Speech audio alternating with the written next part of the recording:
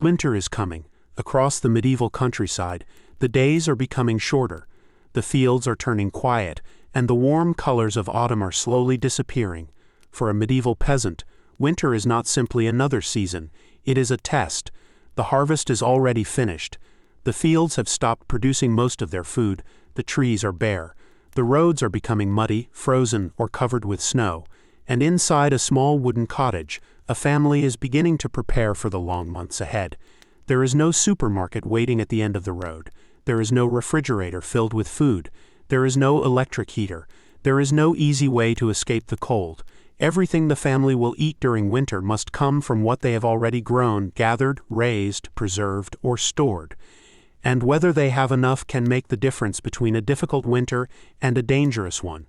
The story begins in late autumn. The fields around the village have finally been harvested. Golden grain that once covered the countryside has been cut and gathered. The peasants have spent weeks working from early morning until evening. Now the most important part of the year is almost over. But there is still work to do. The harvest has to be stored carefully. Grain must be kept dry. Hay must be protected from rain. Vegetables must be placed somewhere cool and safe. Firewood must be gathered. Animals must be prepared for the cold. Every part of the harvest matters. A careless mistake in autumn could become a serious problem in January. Inside the peasant's cottage, storage is therefore extremely important. The family does not have a large pantry filled with endless supplies. Space is limited. The same small building may contain people, food, tools, clothing, and animals. Everything has to be organized. Sacks of grain may be stored in a dry area. Bundles of dried vegetables can be kept for later. Roots such as onions and other hardy vegetables may survive for months if stored properly. Some foods are dried, others are salted. Some are fermented. The purpose is always the same. Make food last, because winter changes the meaning of food. During summer, fresh food can be found more easily. Gardens produce vegetables, fields provide crops. Animals can be kept outside. But winter is different. The land gives much less. A peasant family must depend heavily on what has already been prepared. This means that a simple bowl of food in winter can represent months of work. A piece of bread may come from grain harvested during summer. The grain had to be cut, collected, dried, stored, milled, and finally baked. Nothing about the meal is effortless. Even the simplest food carries the work of many earlier days. For a medieval peasant, food is closely connected to time. What you eat today depends on what you did months ago. And what happens in winter depends heavily on how well the harvest went. A good harvest can bring relief. A poor harvest can create fear. If too little grain was produced, the family must be careful. If animals become sick, there may be less meat or dairy. If stored vegetables rot, there is less food later. And if the winter lasts longer than expected, supplies can become dangerously low. This is why autumn is not a season of complete relaxation. It is a season of preparation. While some family members deal with food, others collect fuel. Firewood is one of the most valuable resources in winter. A cottage without enough fuel can become painfully cold. The family needs fire for cooking. They need it for warmth, and they may also need it for light during the long winter evenings. So wood must be gathered before the worst weather arrives. Men, women, and sometimes children can all be involved. They collect fallen branches. They cut wood where they are permitted. They carry heavy bundles back toward the village. It is exhausting work, but every bundle matters. A pile of dry wood outside the cottage is more than a pile of branches. It is warmth waiting for winter. It is cooked food. It is light after sunset, and it is protection against the cold. As autumn becomes winter, the landscape begins to change. The fields become brown and empty. The grass becomes pale. Morning frost appears on the ground. The trees lose their leaves. The air becomes sharper. And eventually, snow may begin to fall. For a modern person, snow can look beautiful. For a medieval peasant, it can be beautiful too. But it can also create serious practical problems. Snow makes travel harder. Roads become difficult. Carts become difficult to move. Markets may become harder to reach. And people can become more isolated from neighboring villages. The peasant family therefore becomes increasingly dependent on what it has inside the cottage. The cottage itself becomes extremely important. It may be simple. The walls may be made from timber, mud, clay, or woven materials depending on the region. The roof may be thatched. The floor may be packed earth. There may be only a few small openings for light and air. But during winter, this humble building is the family's shelter from the outside world. Inside, everyone stays close to the fire. The fire becomes the center of daily life. People cook beside it. They warm their hands beside it. They sit near it during the evening, and they try to keep it burning whenever fuel allows. The cottage may be smoky. The smell of wood and cooking fills the air. The walls can become darkened by years of smoke. But compared with the frozen world outside, the cottage feels safe. The family gathers together because there is warmth in numbers. There is also a practical reason to stay close. A larger group of people sharing a small space produces warmth. During the coldest nights, sleeping arrangements may be crowded. Privacy is limited. Comfort is limited. But warmth is more important. The family may sleep close together under thick blankets or woven coverings. Clothing also becomes extremely important. Medieval peasants do not have modern insulated jackets. They depend on layers. Wool can be especially valuable because it provides warmth even when the weather is cold. Simple linen garments may be worn underneath. Outer clothing can be thicker. Cloaks, caps, hoods, and other coverings help protect the body from wind and rain. The quality of clothing depends on wealth. A poor family may have only a few garments. Those garments must last. They may be repaired repeatedly. A tear is not a reason to throw clothing away. It is a reason to sew it. A worn piece of fabric may be patched. An old garment may be altered for another family member. Nothing useful should be wasted. This practical attitude extends throughout the cottage. Broken tools are repaired. Old wood is reused. Containers are kept as long as possible. Clothing is passed from one person to another. Winter encourages careful living. Every resource has value. Every piece of food matters. Every piece of dry wood matters. And every warm garment matters. Outside, the first heavy snow covers the village. The familiar paths disappear beneath white ground. The roofs become covered. The fields become almost completely silent. For a moment, the countryside looks peaceful. But inside the cottage, the family knows that winter has truly arrived. The long season has begun, and now they must live with what they prepared months earlier. The fire burns quietly. A pot hangs above the flames. Someone prepares a simple meal. Children sit close to the warmth. An older family member repairs a piece of clothing. Another person checks the remaining supplies. Nobody knows exactly how long the winter will last. They can only hope that the harvest was enough. They can only hope that the roof will hold. They can only hope that the firewood will last. And they can only hope that everyone in the family remains healthy. Outside, the snow continues to fall. Inside, the small cottage glows softly in the darkness. The medieval winter has arrived, and for this peasant family, surviving it will depend not on comfort or convenience, but on preparation, patience, and careful use of everything they have. The first weeks of winter pass slowly. The snow outside the cottage changes from day to day. Sometimes it melts beneath the weak winter sun, sometimes it freezes again overnight, and sometimes another layer of snow covers the village completely. For the peasant family, winter is now a season of careful routine. Every morning begins with the same question: how cold is it outside, and how much fuel remains? The fire may have burned low during the night. Someone must wake early to bring it back to life. A few pieces of dry wood are placed carefully onto the remaining embers. Slowly the fire begins to glow. A small flame appears, then another. Soon the room begins to warm. It is not a powerful heat. It does not make the entire cottage comfortable, but it makes the cold bearable. The family gathers near it while the morning begins. Winter mornings are difficult. The darkness lasts longer. The air inside the cottage can still be cold. Clothing may feel stiff. The floor may be freezing beneath bare feet. There is no warm bathroom waiting nearby, no hot shower, no heated bedroom. The first task of the morning is simply to get moving. Once the body begins working, the cold becomes easier to tolerate. Breakfast is usually simple. There may be bread, porridge, a little cheese, perhaps some preserved vegetables. What is available depends on the family's supplies and wealth. A wealthy household can eat more variety. A poor household has fewer choices. But for everyone, winter encourages simplicity. Food must last. A family that eats too much in December may have very little left in March. So portions must be considered carefully. The person responsible for storing the food has an important job. Every sack of grain must be watched. Every barrel must be checked. Every preserved food item must be protected. Moisture can ruin supplies. Animals can damage them. Poor storage can turn valuable food into waste, and waste is dangerous. Imagine opening a storage container in the middle of winter and discovering that part of the food has spoiled. There is no easy replacement. The nearest market may be far away, the roads may be covered in snow or mud, and even if a market is reachable, prices may be higher. This is why preservation is one of the great skills of rural life. Food has to survive the season. Meat can be salted or smoked. Some foods can be dried. Milk can be turned into products that last longer. Grain can be stored. Vegetables can be kept in suitable conditions. The exact methods vary from place to place, but the goal remains the same. Take the abundance of autumn and stretch it across the cold months.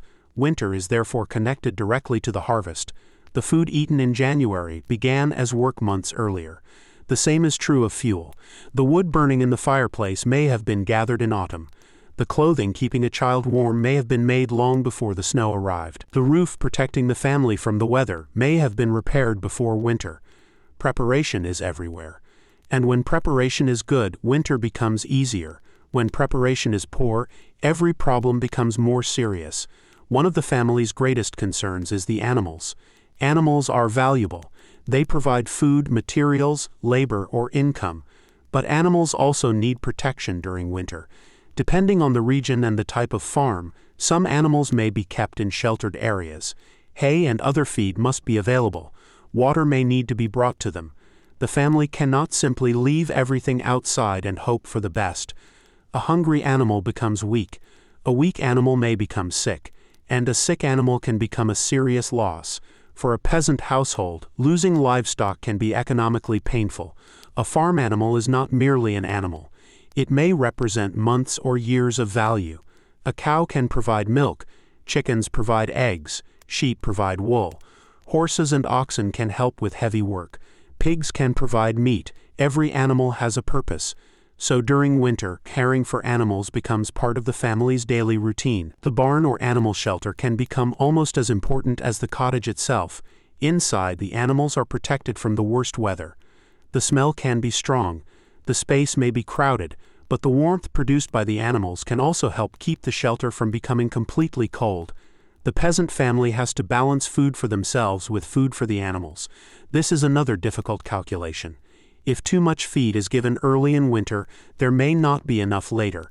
If too little is given, the animals may become weak. Every decision matters, and winter can last for a very long time. The outside world also becomes quieter. During the growing season, the countryside is full of activity. Fields are planted, crops are harvested, animals move across the landscape, workers travel between farms. But in winter, much of the land becomes dormant. The fields are resting. The trees are bare, the roads are quieter, the village may feel smaller, people spend more time indoors. This does not mean that peasants stop working, far from it. Their work simply changes. Instead of planting and harvesting, they may repair tools, prepare equipment, spin wool, weave cloth, repair clothing, maintain buildings, process food, care for animals, and complete all the small tasks that were difficult to find time for during the busy agricultural seasons. Winter can therefore become a season of maintenance. A farmer may inspect a wooden tool and replace a damaged handle. Someone may repair a fence. Another person may mend a roof. A family member may sew a torn garment. These tasks may seem insignificant, but when spring arrives, repaired tools and clothing will be needed again. The agricultural year never truly stops. It simply changes its rhythm. Inside the cottage, work can continue beside the fire. A woman may spin wool into thread. Another family member may repair clothing. A man may work on a wooden tool. Children may help with simple tasks. The room becomes both home and workshop. There is no separate office, no dedicated craft room. The same space serves many purposes. During the long winter evenings, this can be useful. There are fewer hours of daylight. Oil or candles may be available, but they are valuable and cannot always be burned freely. Firelight provides some illumination, so people often work close to the fire. The light is weak compared with modern lighting.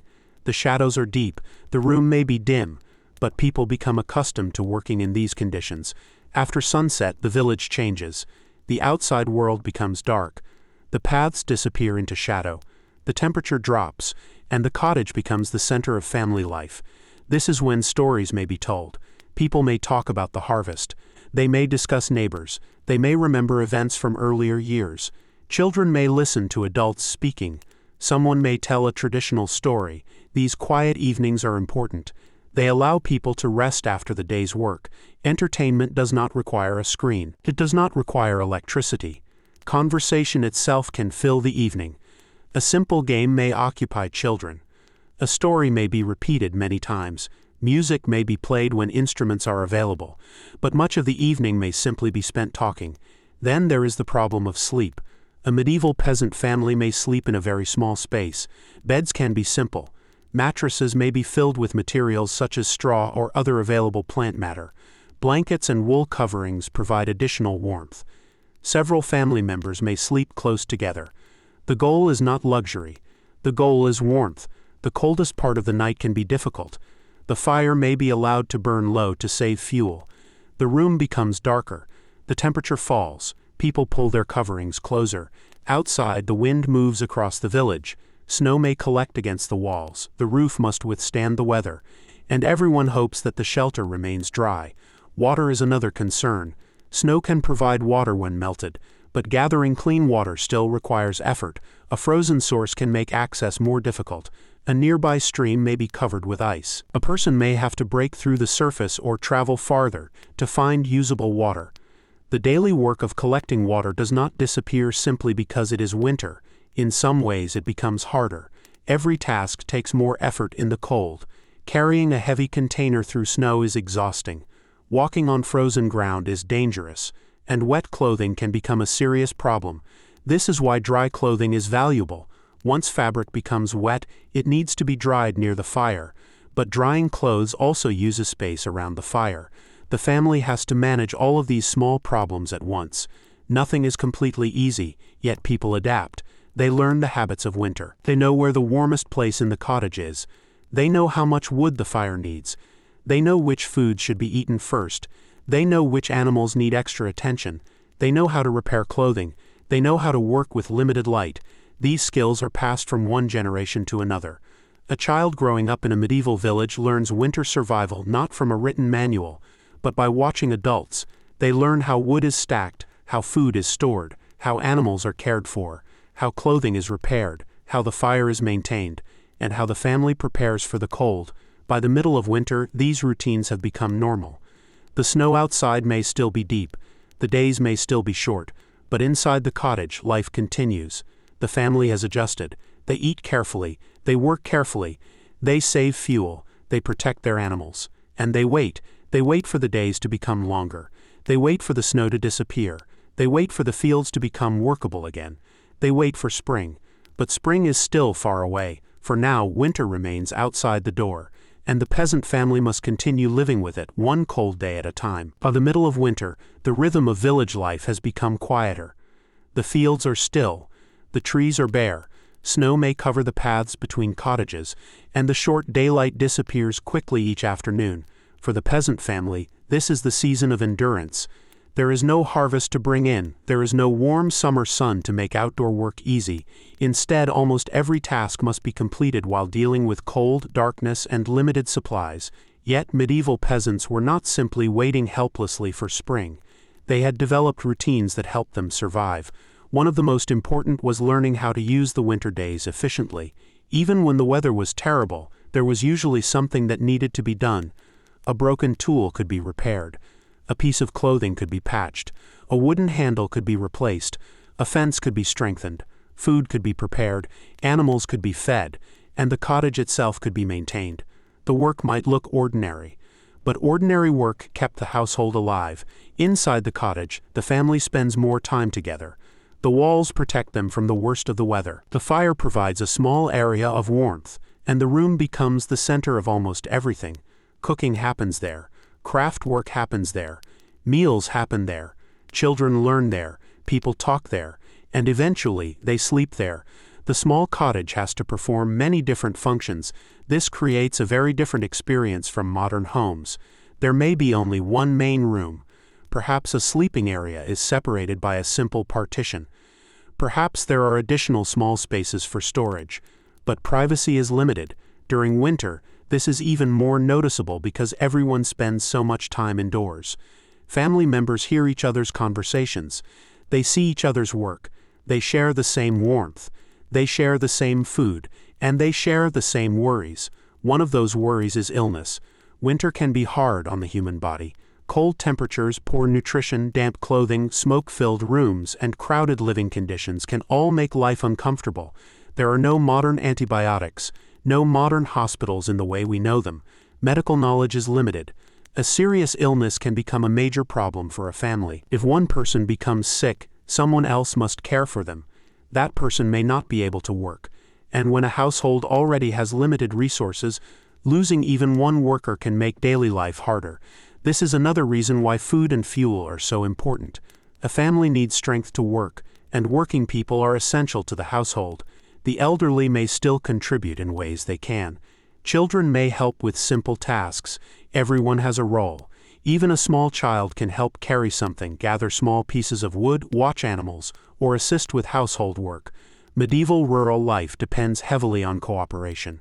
A family cannot rely on machines to perform every task. Human hands are the main source of labor. This becomes especially obvious during winter. Imagine carrying a heavy bundle of wood through snow. Imagine walking to the animal shelter before sunrise. Imagine breaking ice from a water source. Imagine repairing a fence while your hands are cold. Every task requires physical effort, and the same tasks must be repeated again tomorrow. This repetitive labor can make winter feel endless. The calendar moves forward, but the landscape changes very slowly. One snowy morning can look almost identical to another.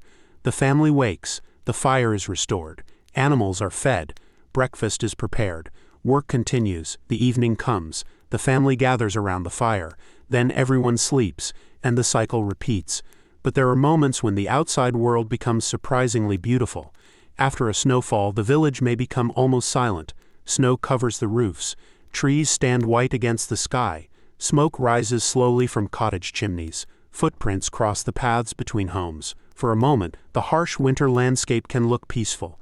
The peasants living there may appreciate that beauty, but they also know what the snow means. It means cold. It means difficult travel. It means more fuel. It means harder work. Beauty and hardship can exist together. One of the most important things about medieval winter is that people had to understand their environment. They could not simply ignore the weather. The arrival of a storm could change plans. Heavy snow could prevent travel. Freezing temperatures could damage food or water supplies. Strong winds could threaten roofs. Rain could turn roads into deep mud. People watched the sky. They noticed changes in temperature. They learned seasonal patterns, and they adjusted their work accordingly. Experience became a form of survival. A person who had lived through many winters knew things that a child had not yet learned. They knew how much wood the household usually needed. They knew which foods lasted longest. They knew how to prepare for storms. They knew where animals should be sheltered. They knew when a roof needed repair. This knowledge was valuable, and it was passed down through generations. The medieval countryside was therefore full of practical knowledge. Not all of it was written. Much of it existed in habits. A mother teaching a child how to preserve food. A father showing a son how to repair a tool. An older villager explaining where to find safe firewood. A shepherd teaching a younger person how to care for animals in freezing weather. Knowledge moved from person to person, and every generation added its own experience. Another challenge of winter was money. A peasant family did not necessarily have a large amount of cash available. Much of rural life depended on producing food and goods directly, but some things still had to be bought. Salt could be important. Metal tools required skilled craftsmen. Certain fabrics or household items might need to be purchased. Taxes, rents, or other obligations could also place pressure on a household. So the family had to think about what resources it could sell and what it needed to keep. A surplus from the harvest might provide some income. Animals might be sold. Craft products might be exchanged. But winter itself can reduce opportunities. Bad roads make markets harder to reach. Snow can slow transportation. And a family that has little surplus may have few choices.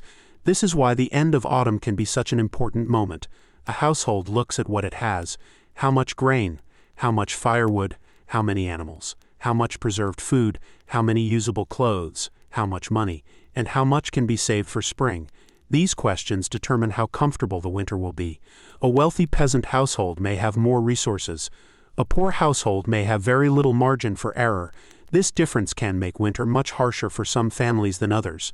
The phrase medieval peasant describes a large and diverse population. Not every peasant lived in exactly the same way. Some families had larger homes, some owned animals, some had better land, some were able to store more food, others lived close to poverty. Their experiences of winter could be completely different. But almost everyone had to respect the season. Winter did not care about social status. Cold affected everyone, snow affected roads, and darkness affected the length of the working day. The difference was how well people could respond to those challenges. Inside the cottage, the family continues its work.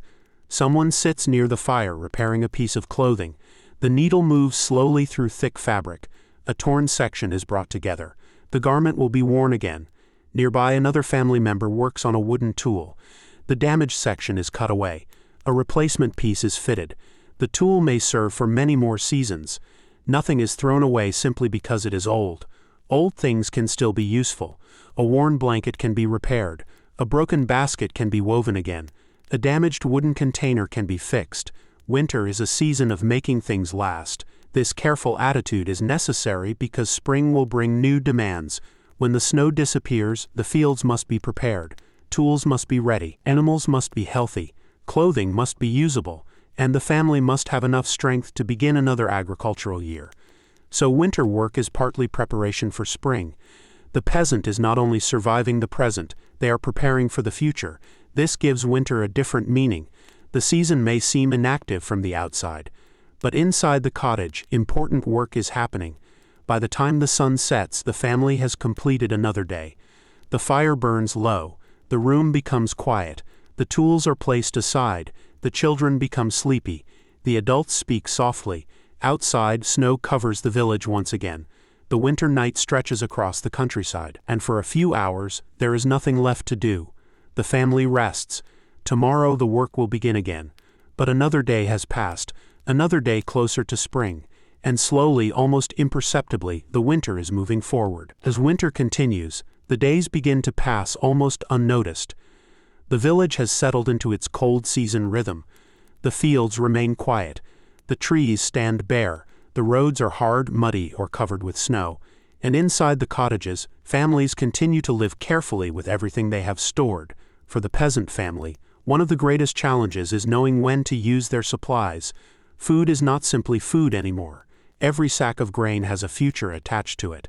Every bundle of firewood represents a certain number of warm evenings. Every preserved vegetable may be needed later. And every healthy animal may be important when spring arrives. This makes the household almost like a small storehouse of decisions. Each day, someone must decide what can be used and what should be saved. A little more grain today might mean less grain later. A little more firewood tonight might mean a colder evening in February. So winter encourages caution. The family learns to measure. They learn to save. They learn to make simple meals satisfying.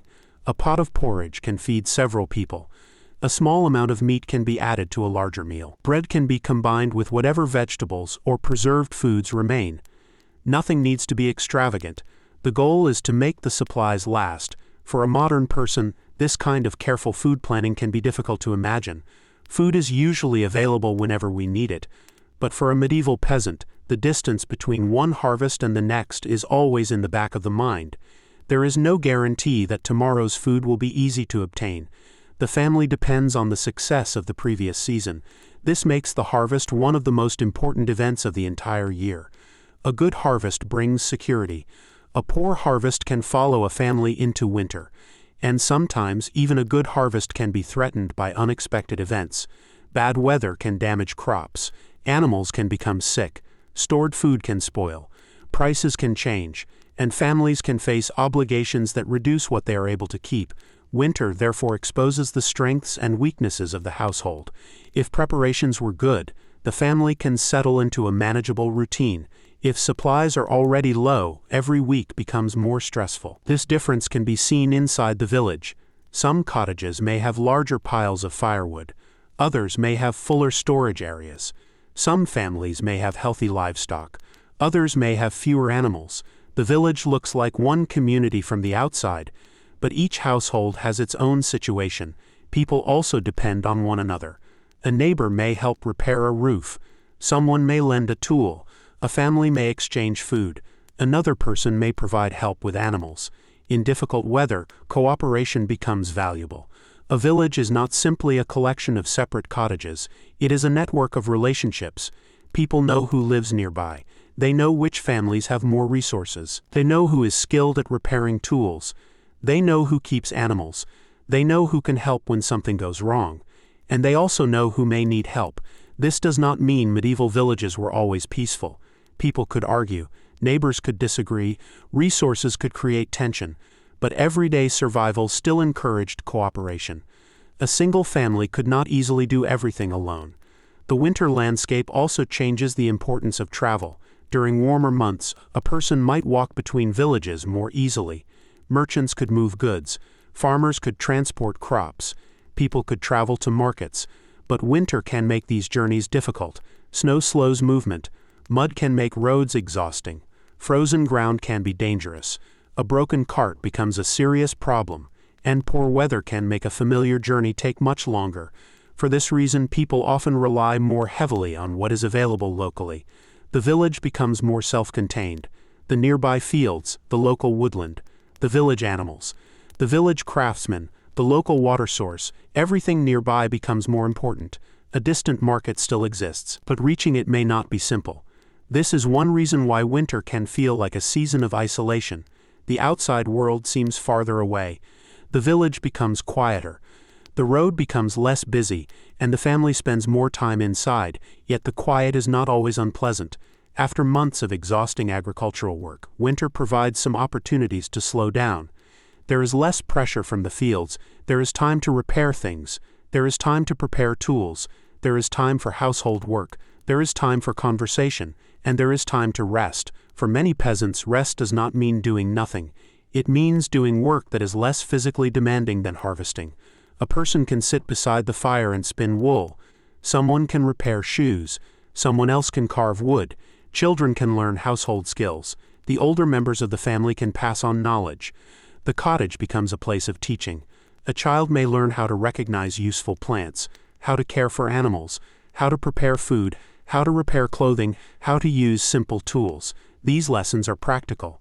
They are connected directly to survival. A child who learns these skills becomes more useful to the household.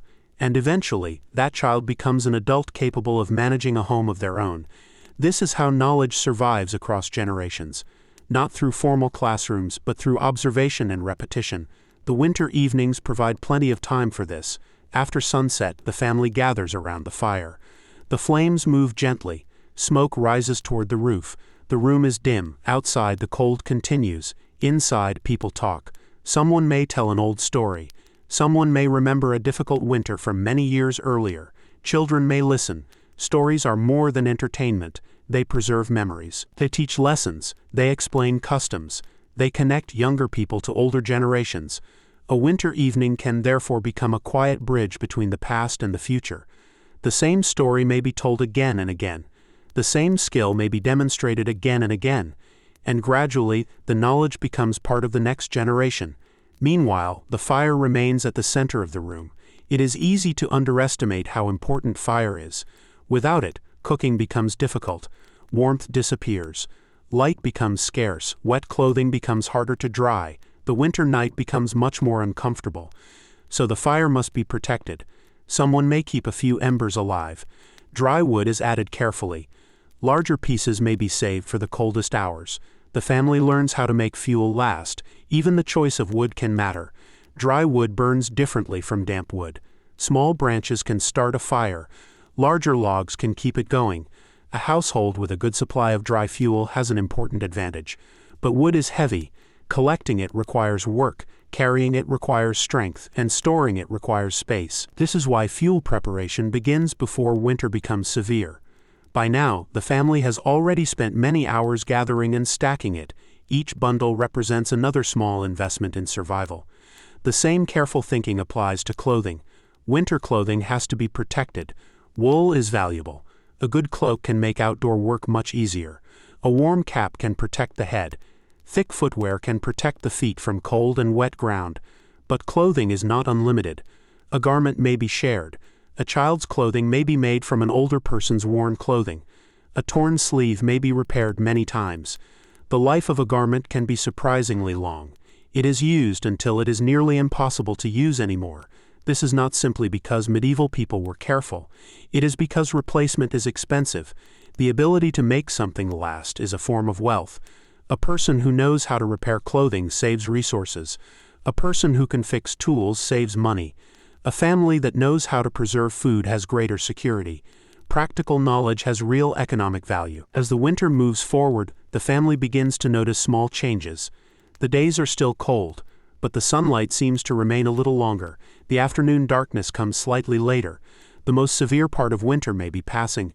This does not mean spring has arrived. Snow can still fall, frost can still return, cold winds can still blow across the fields, but the calendar is moving. The family knows that eventually the weather will change, and with that change will come new work. The fields will need attention. Tools will be needed.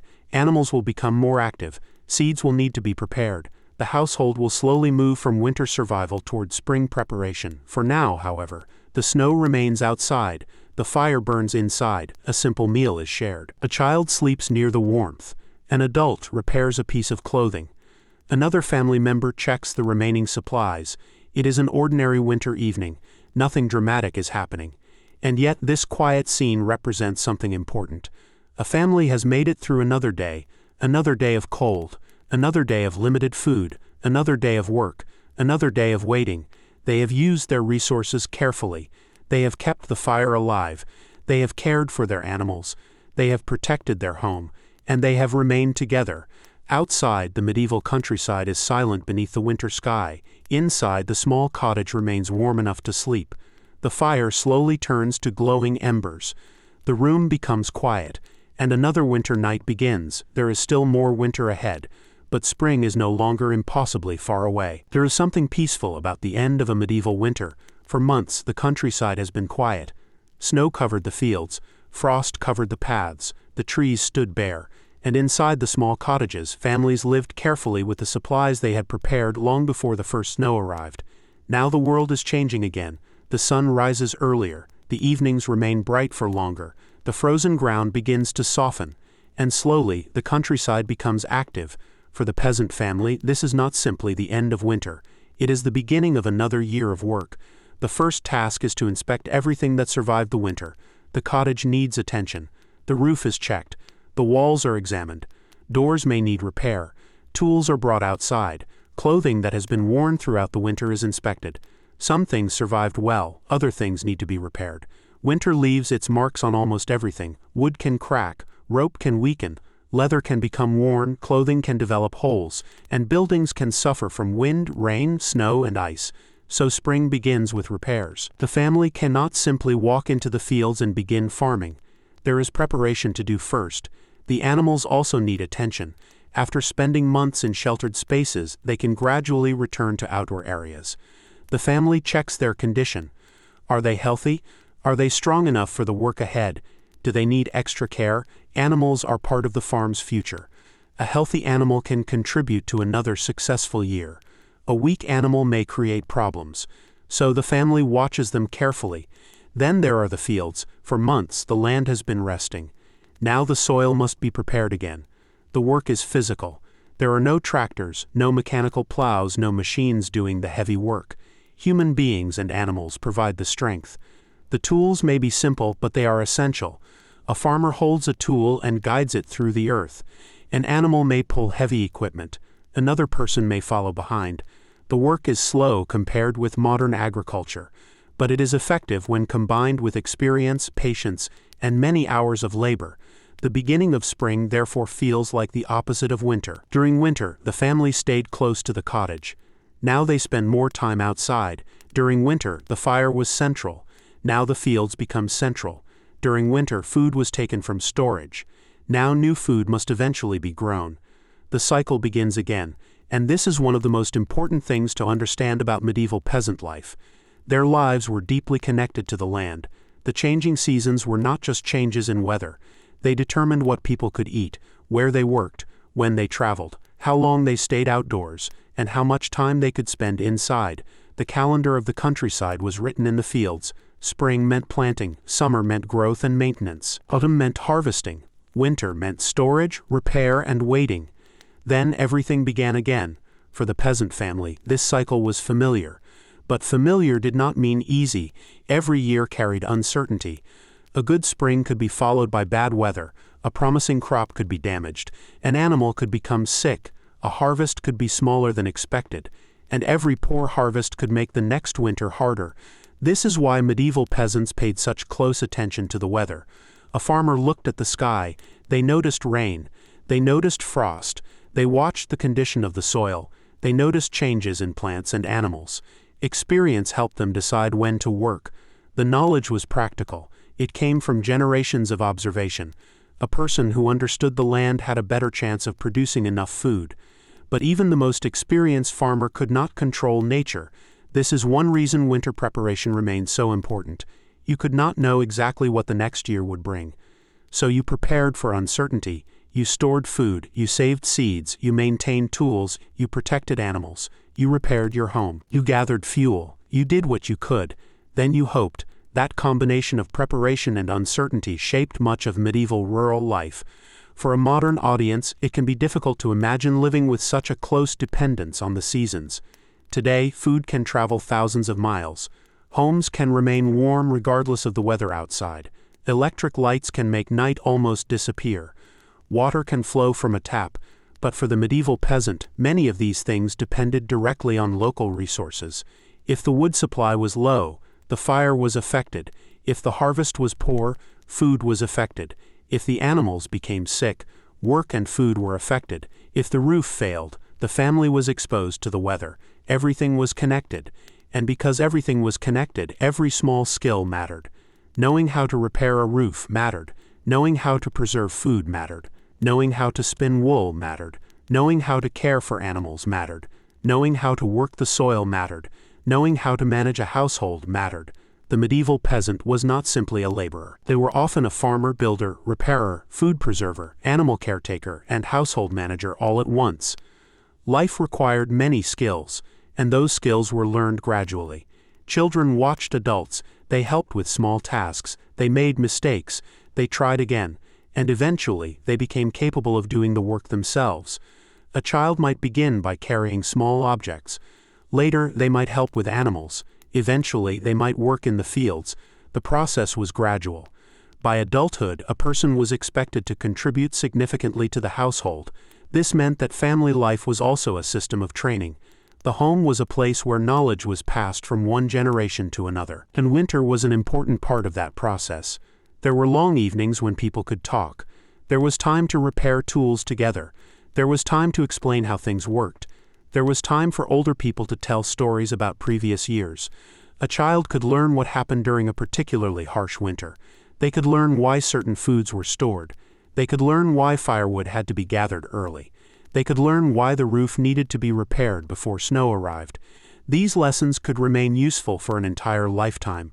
The memory of a difficult winter could influence how a family prepared for the next one. If the previous winter had nearly exhausted the food supply, the family might try to store more the following autumn. If the roof had leaked, they would repair it earlier. If the firewood had run low, they would collect more.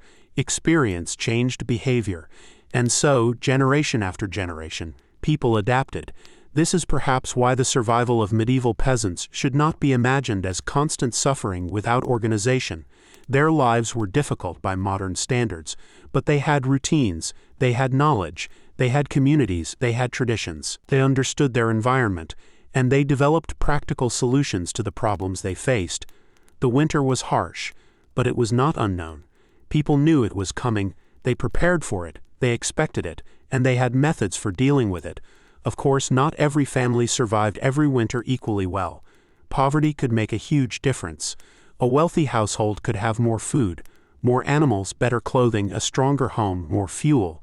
A poorer family had less room for error. One bad harvest could create serious problems. One illness could remove an important worker. One lost animal could affect the family's future. This is why medieval rural society contained many different experiences. Some peasants lived relatively stable lives. Others lived close to hunger. Some had enough land to produce a surplus. Others had very little. Some could save resources. Others had to use everything they had. The word peasant therefore covers many different lives. But across these differences, one thing remained constant. Winter was a season that had to be respected. You could not ignore it. You could not bargain with it. You could only prepare. And when the season finally ended, you began preparing for the next one. That cycle might sound repetitive, but repetition was part of survival. Every year taught another lesson. Every winter added another memory. Every spring provided another chance. And every autumn created another test. The peasant family stands outside their cottage now. The snow is mostly gone, the fields are beginning to turn green, the air is still cool, but the worst cold has passed. Behind them is the winter. Ahead of them is another year. The family has used much of what it stored. The firewood pile is smaller. The food stores are lower, but they are still here. The cottage is standing. The animals have survived. The tools are ready, and the fields are waiting. There is work ahead, a great deal of work, but there is also a quiet sense of relief. The longest nights are over. The countryside is waking, birds move through the trees, water flows again, and sunlight reaches the fields. For a moment the family can simply stand and look. They know that another winter will eventually come. But that is months away. For now they have spring, and spring is enough. The first signs of spring bring a quiet change to the medieval village. For months the countryside has been shaped by cold. Now the snow is disappearing. The ground is becoming visible again. The days are getting longer. And slowly the people of the village begin returning to the outdoor work that will shape the rest of the year. For the peasant family, winter has taken much from their supplies. The grain stores are lower. The firewood pile is smaller. Some clothing needs repair. Some tools have been worn down by months of use. But the family has something equally valuable: experience. They now know what the winter required. They know which supplies lasted. They know which foods disappeared too quickly. They know how much wood they needed. They know which parts of the cottage became coldest, and they remember every difficult moment. This experience will influence the next year. Before the fields can be planted, the family must prepare. Tools are brought outside. A wooden handle is checked. A metal blade is examined. Ropes are inspected. Baskets are repaired. Nothing is assumed to be ready simply because winter is over. The agricultural year demands preparation. A broken tool at the wrong moment can delay important work. And when farming depends on human and animal labor, delays can have consequences. The family also begins looking carefully at the land. The fields that looked lifeless during winter are slowly changing. The soil is becoming workable. Small plants appear. The landscape begins to regain its color. For someone living in a modern city, these changes might seem ordinary. For a medieval farmer, they are deeply important. The land is waking, and with it comes the possibility of another harvest. But there is still uncertainty. The family cannot know whether the coming harvest will be good. They can only prepare the ground and hope for favorable weather. This uncertainty is part of peasant life. Every year is a gamble with nature. A farmer can work hard. They can plant carefully. They can protect their crops. But they cannot control the rain. They cannot control drought. They cannot stop every storm. They cannot prevent every disease. And they cannot guarantee that the harvest will be enough. This is why stored food from the previous year is so important. It creates a bridge between one harvest and the next. Without that bridge, the household would be much more vulnerable. The final winter supplies, therefore, have to be used carefully. The family does not celebrate simply because spring has arrived. The new crops are not ready. Fresh food may still be limited. The old supplies must continue to last. This period can be uncomfortable.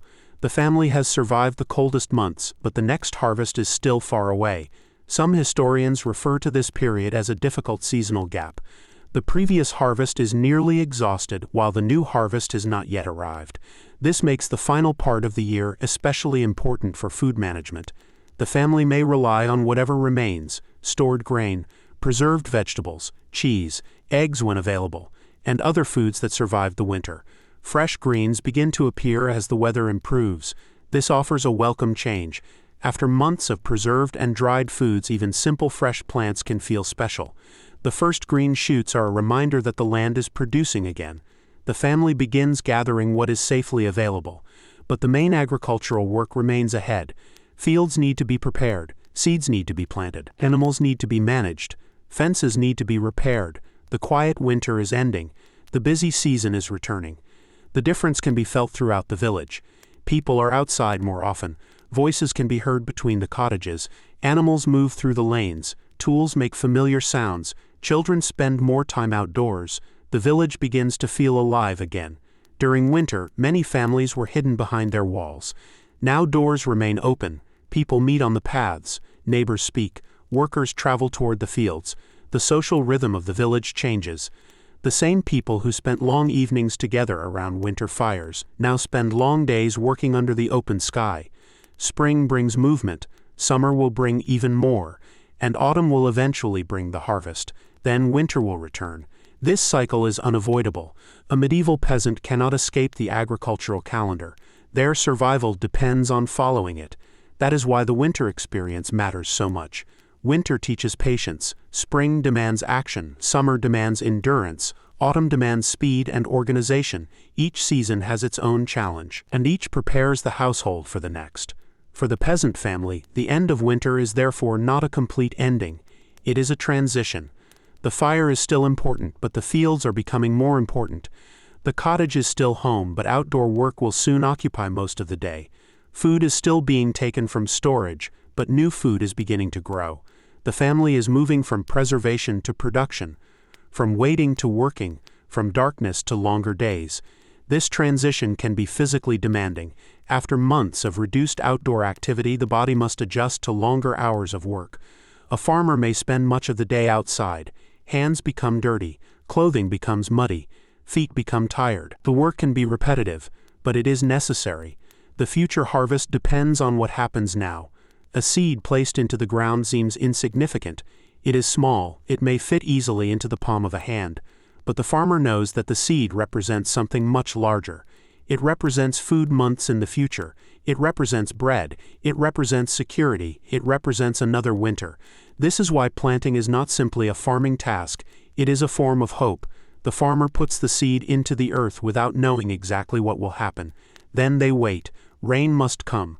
Sunlight must come. The plant must grow. And eventually, months later, the crop must be harvested. The cycle begins again. Inside the cottage, the family continues preparing. Winter clothing is put away or repaired. Heavy blankets may be cleaned and stored. Tools are reorganized. Food containers are checked. The house becomes more open to the warmer air. Smoke from the fire becomes less constant. The family does not need to remain so close to the flames. The cottage feels different, lighter, brighter, more open. After months of darkness, sunlight entering through the doorway can make the small room feel surprisingly spacious. The change in light also changes people's mood. Long winter nights can feel endless. Now evening arrives later. There is more time to work outside, more time to travel, more time to socialize, and more time to complete the tasks that were impossible during the coldest months. The village begins to reconnect with the wider countryside. People can travel more easily. Markets become more accessible. Trade becomes more active. The roads slowly return to their normal condition.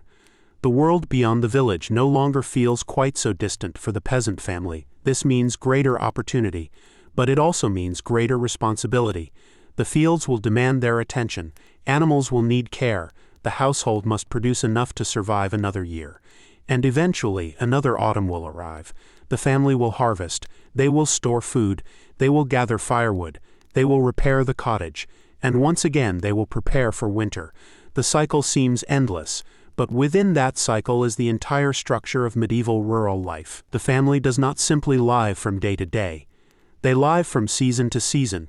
Every action has a future consequence. The wood gathered in autumn warms the family in winter. The food stored after harvest feeds them months later. The tools repaired during winter make spring work possible. The seeds planted in spring become the harvest of autumn, and that harvest becomes the food that will carry them through the next winter. Everything is connected. The medieval peasant therefore lives with a constant awareness of time, not minutes and hours in the modern sense, but seasons, harvests, weather, births, deaths, work, rest, and the return of the same cycles year after year. As the sun rises over the village one spring morning, the family begins another day. The cottage stands behind them. The fields stretch ahead. A wooden tool rests against the wall. Animals move nearby. The air is cool but no longer bitter. The winter has passed. For a moment the family can breathe easily. They survived another cold season. They used what they had. They repaired what they could. They helped one another. They waited. And now they begin again. The future is uncertain. But the fields are ready. The sun is rising. And another year of medieval life has begun. Winter in a medieval village was not survived by one great act of courage.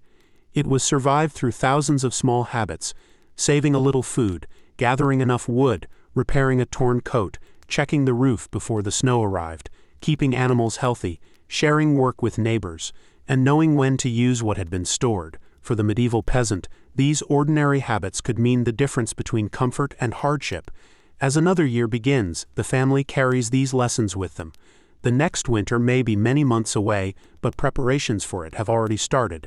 The moment the new agricultural season begins, the cycle toward the next winter is already underway. Seeds go into the ground, animals are cared for, fields are worked, and slowly the countryside becomes green. Spring becomes summer, the days become longer, the work becomes heavier. The same family that once gathered around a small winter fire now spends long hours beneath the open sky. There is little time to think about the cold months. The fields demand attention, but somewhere in the back of their minds the family knows what is coming. Another autumn, another harvest, another winter. This awareness changes the way they work. When the first crops begin to grow, they cannot simply celebrate.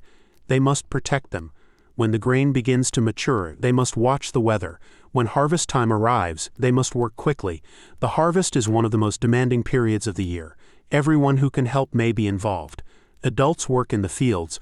Older children assist. Younger children may perform simpler tasks. The entire household becomes focused on bringing the crops in before bad weather arrives. There is pressure. The grain must be harvested. The food must be stored. The work must be completed. Because once autumn ends, winter begins to approach again. The family remembers the previous winter. They remember how much firewood they used. They remember which foods lasted longest. They remember how cold the cottage became.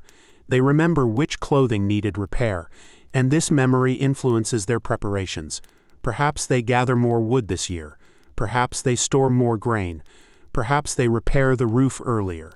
Perhaps they prepare more carefully for the animals. This is how experience becomes survival knowledge. One winter teaches the next. A difficult season leaves memories behind, and those memories become instructions. A parent may tell a child that the family should never wait too long before collecting fuel. An older farmer may remind younger workers to protect the harvest from damp weather.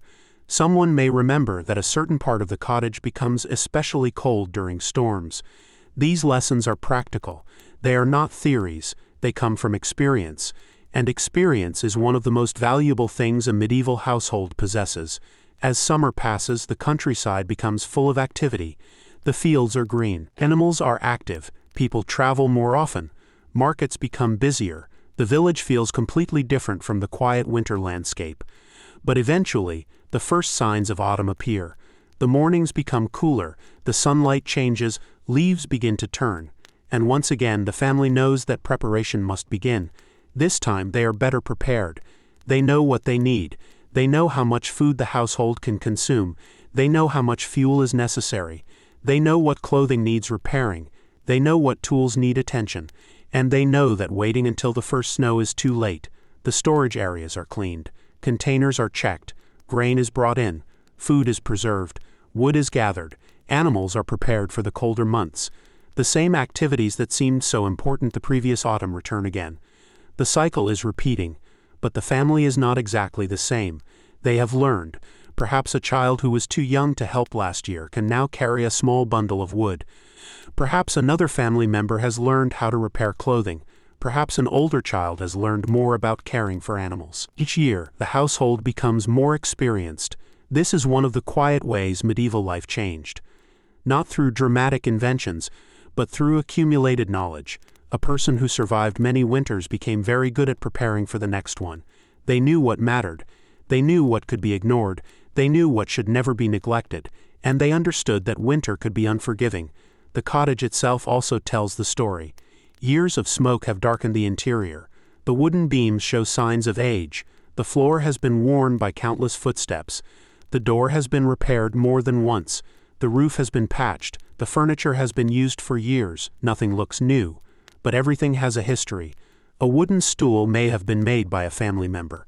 A cooking pot may have been passed down. A blanket may have been repaired many times. A tool may have belonged to an older generation. The household is surrounded by objects that have survived because people cared for them.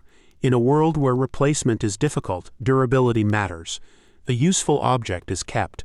A broken object is repaired. A worn object is reused. And when something can no longer serve its original purpose, it may still have another use. This careful approach extends beyond objects. Food is reused, clothing is reused, wood is reused, materials are valued, waste is costly.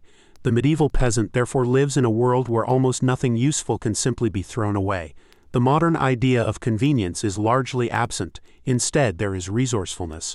A family must ask a simple question. How can this be made to last? That question appears everywhere. How can the grain last until spring? How can the wood last until warmer weather? How can the clothing survive another season? How can the animal remain healthy? How can the cottage stay dry? How can the harvest survive a difficult year? These questions shape daily life, and perhaps this is why winter preparation begins so early. A medieval family cannot solve everything at the last moment. There is no guarantee that supplies will be available when needed. Preparation has to happen months in advance. This also explains why autumn can be such a stressful season. The family knows what is at stake. The harvest must be protected. Food must be stored. Fuel must be gathered. The cottage must be ready. There is little room for carelessness. Then winter arrives again. The first frost covers the ground. The fields become quiet. The family returns to the rhythm they already know. Morning begins beside the fire. Food is measured. Animals are fed. Clothing is layered.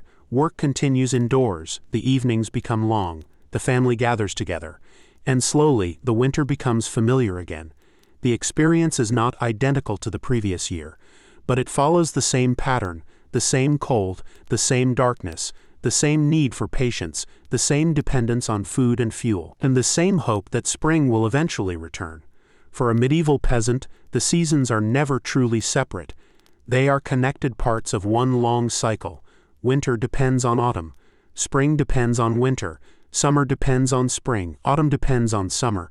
And the next winter depends on everything that happened before it. This is the heart of medieval agricultural life. Nothing exists completely on its own. The food on the table comes from the fields. The fields depend on weather and labor. The labor depends on healthy people and animals. The people depend on food. The animals depend on feed. The feed depends on the harvest. And the harvest depends on the land. Everything is connected. That connection can make medieval life seem difficult and fragile. And by modern standards it certainly was. But it also created a deep awareness of the natural world. People knew the seasons. They knew the land. They noticed changes in weather. They understood the importance of rain. They knew when animals behaved differently. They recognized when plants began to grow. Their lives were closely tied to things that modern life often allows us to ignore. The passing of the seasons was not something happening in the background. It was the structure of life itself, and winter was one of its most powerful reminders. When snow covered the fields, the family understood that the land was resting. When the fire burned inside the cottage, they understood how important preparation had been. When food came from storage, they understood the value of the harvest. And when spring finally arrived, they understood that another chance had begun. The family had survived another cycle, not because life was easy, not because the weather was kind, but because they adapted. They worked, they saved, they repaired, they shared, they learned, and they continued. The image of medieval winter is often imagined as nothing more than cold cottages, snow-covered fields, and hungry families. There was hardship, certainly, but there was also routine. There was family life, there was work, there was conversation, there were skills, there were moments of laughter, there were quiet evenings beside the fire, there were children growing up, there were neighbors helping one another, and there was the simple satisfaction of reaching spring. For a family living centuries ago, that could be enough. Another winter had passed, another year had begun, and the countryside continued its endless rhythm. Fields, harvest, storage, winter, then spring again. A cycle repeated for generations. And inside the small cottages scattered across medieval Europe, ordinary people built their lives around that cycle. They did not know what the future would bring, but they knew what they could do today: gather the wood, protect the food, repair the roof, care for the animals, stay close to the fire, help the family. and wait for the next sunrise. Outside, the winter night grows quiet. The village settles into darkness. A small fire continues to glow inside the cottage. The family rests after another long day. There is no sound of machines, no bright electric lights, only the soft movement of the fire and the quiet breathing of people sleeping nearby. The cold remains outside, but inside there is warmth, and for one more night that is enough.